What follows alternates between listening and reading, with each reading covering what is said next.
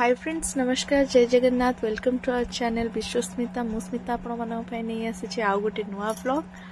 तो नुआ ब्लॉग रे कौन अच्छी चलतु देखा आज अच्छी कोशला शाग भजा जमीती कि ओडियांकर घरे घरे शाग भजा शाग समस्तंकर प्रिय तो मुझे नहीं आसी कोशला शाग भजा तो चलतु कोशला शाग भजा केमी हो देखा बनइबा फर्स्ट मु गोटे कड़े नहीं कड़े किसी तेल नहीं तेलटी भल भाव गरम है आम पकईदे सोरिष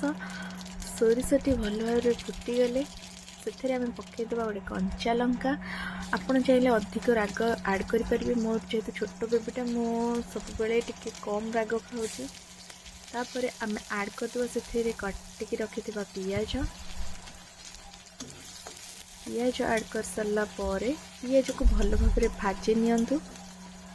पिजटी भल भाव भाजी हो गला मु किछि सेथरे आलू आड कर चाहिए सब प्रकार परिबा भी आड करि परिबे जेमिति कि बाइगण कखारु तो मु एबे आलू काटिकी धोई रखी मुझे किसी आलू आड कर दूचे देखंतु पिजटी ब्राउन हो गलानी आम से आलू एबे आड करि परिबा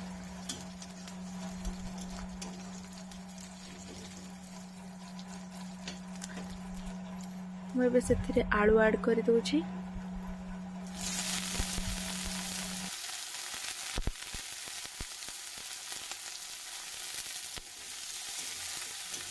आलू को एबे आमे भल भाव भाजी नेबा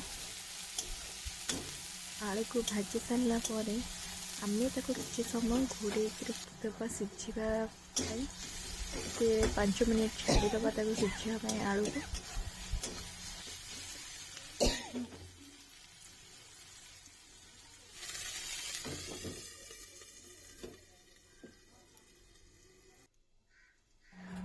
मुझे शाग भी मोर कटा सरी काटिकी रखीदे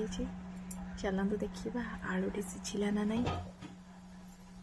आलू मोर ये भल भाव सीझी जाइए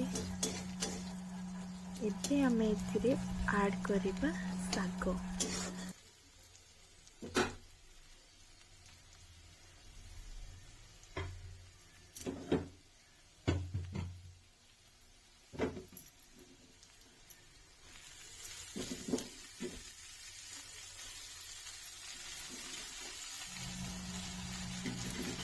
शाग पकईदबा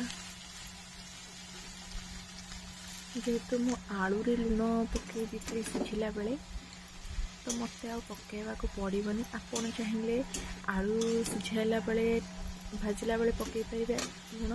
नाई तो शाग को पकई सारा क्वांटिटी देखिकी आपड़ से परिमाण रे लुण पकईबे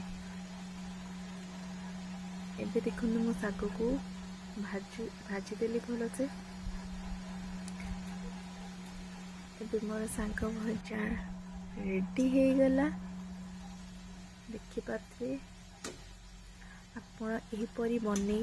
थे टेस्ट करूँ देखूँ आपन को केमी लगुच मत कमेंट मध्यम निश्चय जनइबे केमी लगुच जदि आप मो चैनल नुआ अच्छा ताले सब्सक्राइब करिया जमा भूलिबेनी बेल आइकन टी को दबाई देवे।